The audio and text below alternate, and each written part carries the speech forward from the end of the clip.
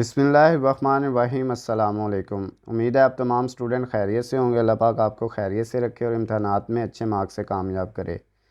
Dear students, इस video में मैं आपके साथ डिस्कस करूंगा आपकी 9th क्लास फ़िज़िक्स की जो बुक है बेटा, उसका चैप्टर नंबर 1 और चैप्टर नंबर 1 की जो एक्सरसाइज के बेटा शॉर्ट क्वेश्चन है, हल शुदा बेटा शॉर्ट क्वेश्चन, वो आपके साथ मैं डिस्कस करूँगा।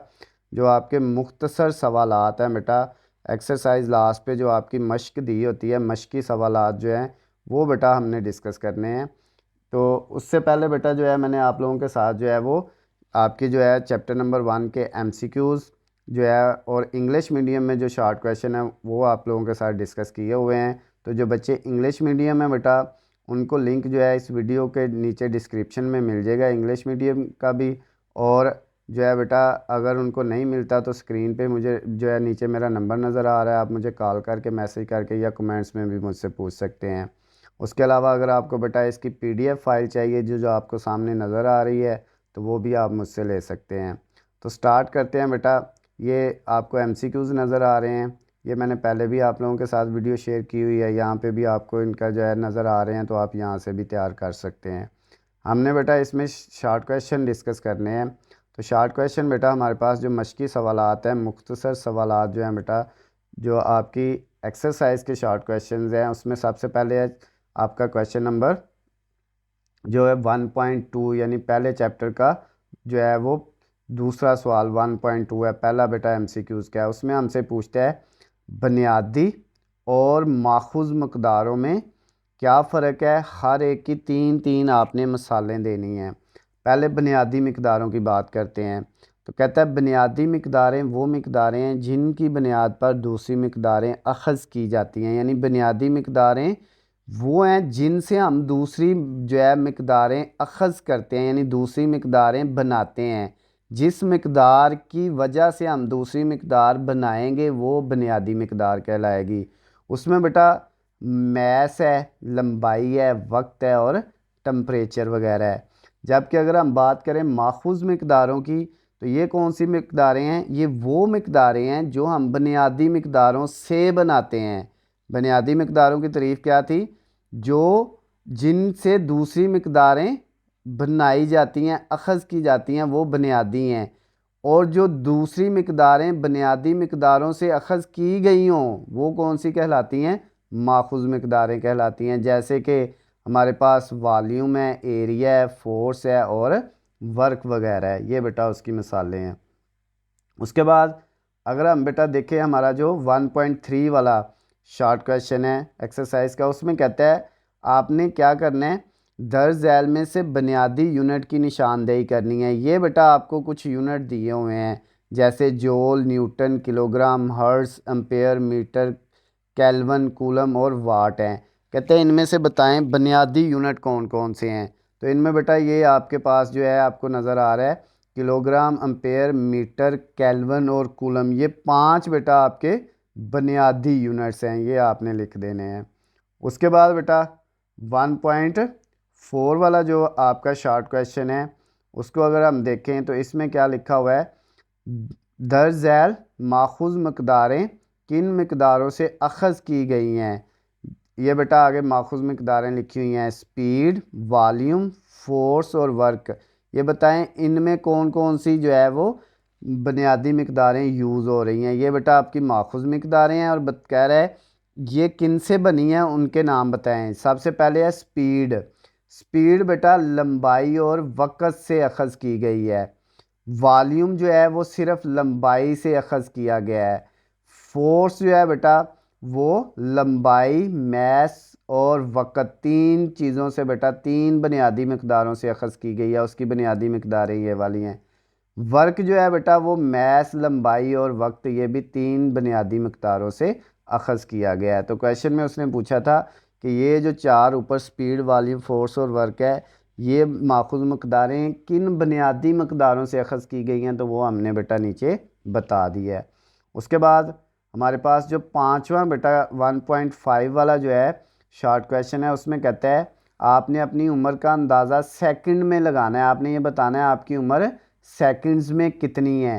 तो सबसे पहले हमने ये कहा हमारी उम्र जो है वो कितनी है बेटा, यानी मेरी उम्र जो है वो 17 साल है। आप यहाँ पे जो है वो 14 साल लिख सकते हैं, 15 लिख सकते हैं, 16 लिख सकते हैं, 17 लिख सकते हैं, इसमें कोई फ़र्क नहीं पड़ेगा, आप जितनी मर्ज़ी लिख लें, लेकिन जितनी लिखेंगे जब सॉल्व करना है तो उतनी रखनी है।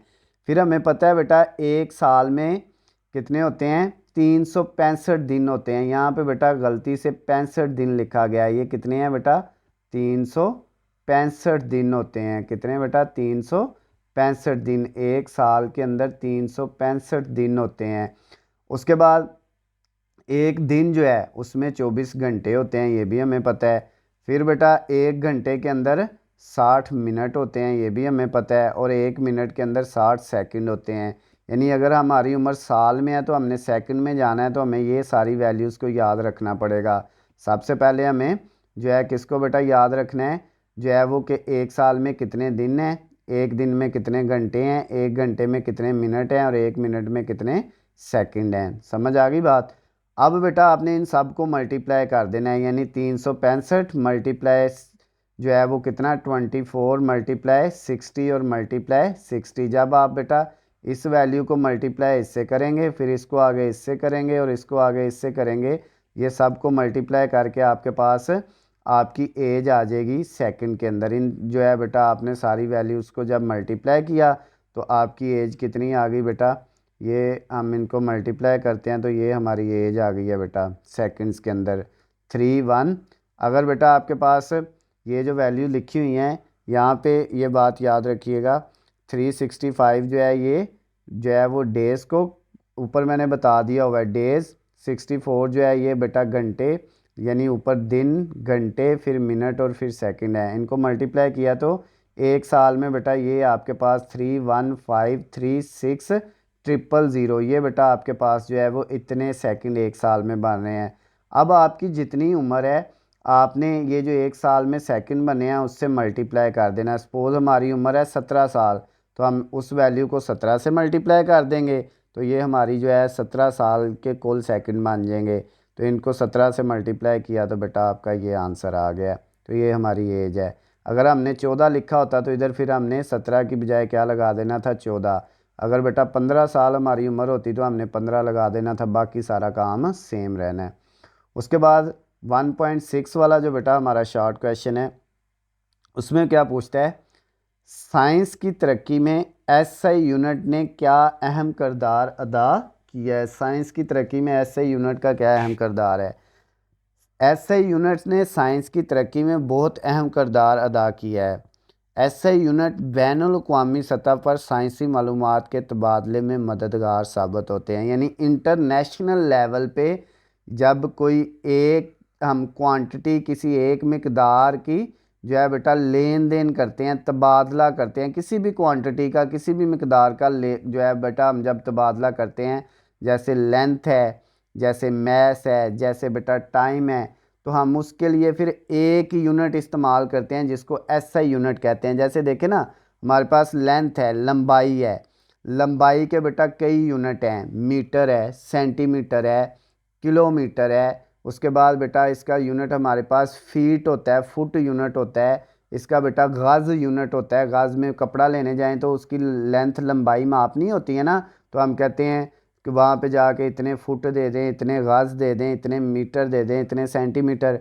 तो अब बेटा जो है हर इलाके में हर मुल्क के अंदर जो है वो अलग-अलग यूनिट इस्तेमाल होते हैं। तो हम फिर जो है जब इंटरनेशनल लेवल की बात करते हैं, पूरी दुनिया में हम किसी चीज़ का जैसे लंबाई का ही लेने देन करेंगे, तबादला करेंगे, तो हम वहाँ पे फिर इसका एक स्पेसिफिक यूनिट बता देंगे इसका, और उस यूनिट को कह देंगे ये इसका इंटरनेशनल यूनिट है। हैं सारे यूनिट हैं लेकिन उसमें जो लेंथ है वो उसका इंटरनेशनल यूनिट है। जैसे मैस है तो बेटा उसके भी ग्राम है, किलोग्राम है, और भी यूनिट है, मिलीग्राम है, लेकिन किलोग्राम उसका इंटरनेशनल यूनिट है। टाइम है उसका बेटा घंटे है, दिन है, साल हैं, मिनट हैं, सेकंड हैं, लेकिन सबसे जो उसका एसआई यूनिट है जो हम यूज़ करते हैं इंटरनेशनल लेवल पे, वो बेटा क्या है, सेकंड है। समझ आ गई है। तो इसलिए एसआई यूनिट का अहम किरदार साइंस की तरक्की में ये है कि हम जब भी साइंसी मालूमात का तबादला करते हैं, साइंसी मिकदारों को हम बेटा उनका लेन देन करते हैं, तो हम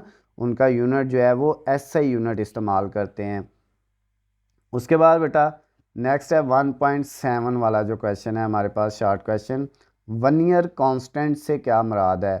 तो इसकी बेटा डेफिनेशन नीचे लिखी हुई है, तारीफ इसकी नीचे लिखी हुई है। वन ईयर कांस्टेंट किसे कहते हैं? कहते हैं मेन स्केल पर सबसे छोटी रीडिंग और वन ईयर स्केल के कुल दर्जों के दरमियान निस्बत को हम वन ईयर कांस्टेंट कहते हैं। मेन स्केल की जो सबसे छोटी रीडिंग है उसकी निस्बत ले लेनी है वन ईयर स्केल के जितने कुल दर्जे हैं उनके साथ, तो वो उसका वन ईयर कांस्टेंट कहलाएगा।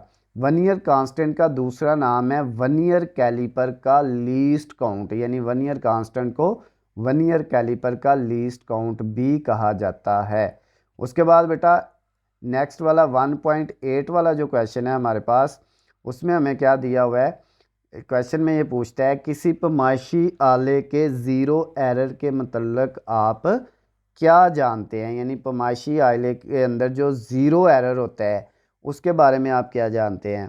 तो बेटा छोटा सा इसका आंसर है एक लाइन का, कि जब वन ईयर स्केल का सिफर मेन स्केल के सिफर से ना मिले तो इस आले में ज़ीरो एरर पाया जाता है।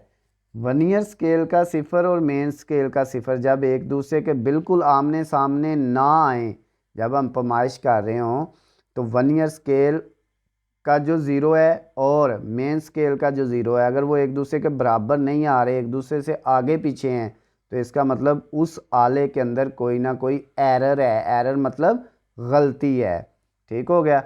उसके बाद बेटा नेक्स्ट है 1.9 वाला नामा जो है बेटा, उसमें क्या कहता है किसी पैमाइशी आले में ज़ीरो एरर का इस्तेमाल क्यों ज़रूरी है।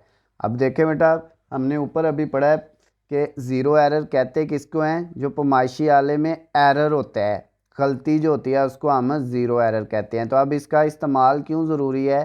क्योंकि जब भी हमने किसी पैमाइशी आले से कोई पैमाइश करनी है तो उसके लिए हमें सबसे पहले क्या करना पड़ेगा? उसका ज़ीरो एरर जो है वो फाइंड करना पड़ेगा। अगर हमारे पास उसका ज़ीरो एरर निकल आएगा, हमें पता चल जाएगा कि ज़ीरो एरर मतलब उसमें कितनी गलती है, जितना ज़ीरो एरर होगा उतनी गलती होगी। तो हम पहले उस ज़ीरो एरर को करेक्ट करेंगे, ठीक करेंगे, और फिर हम उसकी पैमाइश करेंगे तो हमारी पैमाइश जो है इंतहाई दुरुस्त आएगी।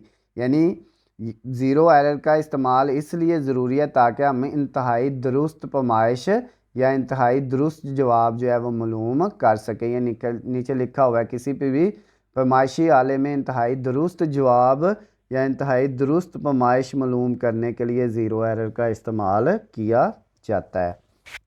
उसके बाद बेटा 1.10 वाला जो हमारा क्वेश्चन है, शॉर्ट क्वेश्चन एक्सरसाइज का, चैप्टर नंबर 1 फिज़िक्स की जो बुक है बेटा उसका, उसमें क्या कहता है स्टॉप वॉच क्या होती है और लेबॉर्ट्री में इस्तेमाल होने वाली मैकेनिकल स्टॉप वॉच का लीस्ट काउंट कितना होता है, ये बताना है। सबसे पहले हमें स्टॉप वॉच की डेफिनेशन करनी है। ये वो आला है जो वक़्त के बिल्कुल छोटे वक्फ़ा को मापने के लिए इस्तेमाल होता है, यानी टाइम जो वक़्त है उसके सबसे छोटे वक्फ़े को, सबसे छोटे जो है बेटा इंटरवल को मेजर करने के लिए, मापने के लिए जो आला इस्तेमाल किया जाता है उसको जो है क्या कहते हैं? स्टॉप वॉच कहते हैं। और लेबॉर्ट्री के अंदर वैसे स्टॉप वॉच की दो किस्में हैं, एक को मैकेनिकल स्टॉप वॉच कहा जाता है और एक को डिजिटल स्टॉप वॉच कहा जाता है। ये भी आप इधर इसके जवाब में लिख सकते हैं। स्टॉप वॉच दो तरह की होती है, एक मैकेनिकल स्टॉप वॉच और एक electrical stop watch, digital stop watch, mechanical और डिजिटल। लेबॉर्ट्री में अगला क्वेश्चन था, लेबॉर्ट्री में इस्तेमाल होने वाली मैकेनिकल स्टॉप वॉच का लीस्ट काउंट कितना होता है। तो लेबॉर्ट्री में इस्तेमाल होने वाली जो मैकेनिकल स्टॉप वॉच है उसका लीस्ट काउंट 0.1 सेकेंड्स होता है। ये बेटा इसका आंसर आ गया। उसके बाद हमारे पास जो 11 वाला है, 1.11 वाला शॉर्ट क्वेश्चन है, उसमें क्या कहता है हमें वक्त के इंतहाई कलील वक्फ़ों को मापने की ज़रूरत क्यों पेश आती है। यानी वक्त के छोटे छोटे जो वक्फ़े हैं, स्मॉल इंटरवल हैं टाइम्स के, उनको हम क्यों मेजर करते हैं, छोटे वक्फ़ों को पैमाइश क्यों की जाती है। तो इसका जवाब बेटा ये है, लेबॉर्ट्री में किए जाने वाले तजर्बात वक़्त के इंतहाई छोटे वक्फ़ों पर मुश्तमिल होते हैं। यानी लैब के अंदर, लेबॉर्ट्री के अंदर जो हम एक्सपेरिमेंट करते हैं, जो तजर्बे करते हैं बेटा, वो बिल्कुल छोटे छोटे जो है वो वक्फ़ों पर मुश्तमिल होते हैं। उनकी पैमाइश जो है वो बहुत छोटे टाइम के वक्फे होते हैं, जैसे कि हम लैब के अंदर सिंपल पेंडुलम या फ्री फॉल का टाइम पीरियड जो है मालूम करते हैं, या और मुख्तलिफ केमिकल रिएक्शन का टाइम पीरियड नोट करते हैं, तो उनके जो है टाइम जो है वो इंतहाई कलील वक्फ़ों के अंदर होता है। इसलिए हमें जो है वो वक़्त के इंतहाई कलील यानी छोटे वक्फ़ों की जो है उनको मापने की ज़रूरत पड़ती है, किसके अंदर, लैब के अंदर। उसके बाद बेटा नेक्स्ट हमारे पास जो है 1.12 वाला 12वां जो है बेटा क्वेश्चन, इसमें हमने क्या कहा हुआ है, किसी पैमाइश में अहम हिस्सों से क्या मुराद है। अहम हिस्से क्या होते हैं बेटा, हमारे पास जो है वो हिस्से होते हैं कहाँ से कहाँ तक बेटा, 0 से लेके 9 तक। 0, उसके बाद 1 2 3 4 5 6 7 8 और 9, ये सारे बेटा हमारे हिस्से हैं। इसमें बेटा जो है ये वाले जो हैं 1 से 9 तक, ये वाले जो हैं 1 से 9 तक बेटा जितने भी हैं ये सारे के सारे अहम हिस्से हैं, ये बात याद रखिएगा। 1 से 9 तक जितने भी हैं ये सारे के सारे अहम हिस्से हैं। लेकिन ये जो ज़ीरो है बेटा ये डाउटफुल होता है, ये क्या होता है, मशकूक हिस्सा होता है, यानी कभी कभार ये अहम होता भी है और कभी कभार अहम नहीं होता। ये किताब के अंदर हमने एक लॉन्ग क्वेश्चन पढ़ा है, उसके अंदर बताया हुआ है कि कब ज़ीरो अहम हिस्सा होता है और कब ज़ीरो अहम हिस्सा नहीं होता है। यानी जब ज़ीरो दो अहम हिस्सों के दरमियान में आ जाए तब भी अहम हिस्सा है, अगर राइट साइड पे आ जाए, अहम हिस्सों की राइट साइड पे हो तो फिर भी अहम हिस्सा है, लेकिन अगर लेफ़्ट साइड पे है हो ज़ीरो जो है तो फिर वो अहम हिस्सा नहीं होता है। समझ आ गई बात। तो ये बेटा जो है ये जो बेटा आपके ये 1 से लेके 9 तक जो हैं ये बेटा आपके जो है ये सारे अहम हिस्से हैं। और ये जो पहला आपका जो है ना ये ज़ीरो जो है ये मशकूक हिस्सा, इन सब को मिला के बेटा ये सारे क्या हैं, अहम हिस्से कहलाते हैं। तो इधर लिखा हुआ है किसी भी पैमाइश में दुरुस्त मालूम हिस्से 1 से 9 तक ये सारे दुरुस्त हिस्से हैं, और इनसे मुंसलिक दाएं तरफ का पहला मशकूक हिस्सा ये बेटा जो ज़ीरो है पहला मशकूक हिस्सा, ये सारे अहम हिस्से कहलाते हैं। ये किसी भी पैमाइश की मापी गई मिकदार के बिल्कुल दुरुस्त होने को ज़ाहिर करते हैं। समझ आ गई बेटा इसकी। उसके बाद नेक्स्ट जो है हमारे पास 1.13 वाला बेटा, इसमें क्या कहते हैं, किसी मापी गई मिकदार के बिल्कुल दुरुस्त होने का इसमें मौजूद अहम हिस्सों से क्या तल्लक है। यानी अगर कोई मिकदार हम उसकी पैमाइश कर रहे हैं और वो दुरुस्त आ रही है तो उसका अहम हिस्सों के साथ क्या तल्लक है। तो इसका बेटा छोटा सा जवाब लिखा हुआ है, पैमाइशी मेयार में बेहतरी के लिए अच्छे हालात का इस्तेमाल पैमाइशी नतीजे में अहम हिस्सों की तादाद बढ़ा देता है। ये सिंपल सा बेटा इसका जो आंसर है एक लाइन का, ये आपने कर लेना है। या दूसरे लफ्ज़ों में याद रखें, जब हम लेबॉर्ट्री के अंदर बेटा कोई मेजरमेंट कोई पैमाइश करते हैं तो सपोज़ हम जो है वो एक मेजरमेंट कर रहे हैं, हम पैमाइश कर रहे हैं, तो पहली दफ़ा हमारा आंसर आया है सपोज़ 7 पॉइंट आगे 1 2 3। उसके बाद बेटा नेक्स्ट हमारे पास दूसरी दफ़ा हमने पैमाइश की, ठीक है, उसी चीज़ को मेजर किया तो वो हमारे पास 7.13 आ गया। इसी तरह हम बार बार पैमाइश करते हैं तो ये वैल्यू एक दूसरे के बिल्कुल करीब करीब आएंगी, ठीक है। इसलिए इनके अंदर बेटा अहम हिस्से जो होते हैं वो वाज़िया होते हैं। तो इसका मतलब ये हुआ दुरुस्त पैमाइश के अंदर अहम हिस्से वाज़िया होते हैं। तो इसका मतलब ये हुआ कि मापी गई किसी भी मिकदार का जो है अहम हिस्सों के साथ तल्लक होता है। तो ये बेटा आपके पास ये जो छोटा सा जवाब लिखा है आप ये भी कर सकते हैं। तो ये आपकी जो है 9th क्लास फिज़िक्स की बुक का बेटा जो चैप्टर नंबर 1 था उसके जो एक्सरसाइज के बेटा शॉर्ट क्वेश्चन थे, जो मुख्तसर सवालात थे, मशकी सवालात जो थे बेटा, हमने उन सारे के सारे जो है 13 के 13 सवालात को बेटा डिस्कस किया है, उनको हल किया है, उनके जवाब भी देखे हैं। और ये बेटा उर्दू मीडियम स्टूडेंट्स के लिए थे। इंग्लिश मीडियम स्टूडेंट के लिए वीडियो मैंने पहले ही जो है बेटा अपलोड की हुई है, उसका लिंक नीचे डिस्क्रिप्शन में दिया हुआ है, वहाँ से जाके आप जो है वो वीडियो भी देख सकते हैं। अगर आपको नहीं मिलती बेटा स्क्रीन पे मेरा नंबर है, आपको इसके नोट्स चाहिए, ये जो आपको पीडीएफ नज़र आ रही है, या कोई भी बेटा इन्फॉर्मेशन चाहिए जो है गेस्ट पेपर, न्यूमेरिकल की वीडियोस या किसी भी जो है आपके जो है सब्जेक्ट के रिलेटेड जो आपकी इंफॉर्मेशन आपको चाहिए, तो नीचे जो नंबर है उस पर आप मुझे जो है वो कॉल करके मैसेज करके जो है वो मुझसे पूछ सकते हैं। वीडियो पसंद आती हैं तो बेटा इनको ज़्यादा से ज़्यादा लाइक और शेयर करना है, चैनल को सब्सक्राइब कर लेना है ताकि आपको हमारी आने वाली तमाम नई वीडियो अपडेट बआसानी मिल सकें। अल्लाह हाफिज़, खुश रहें।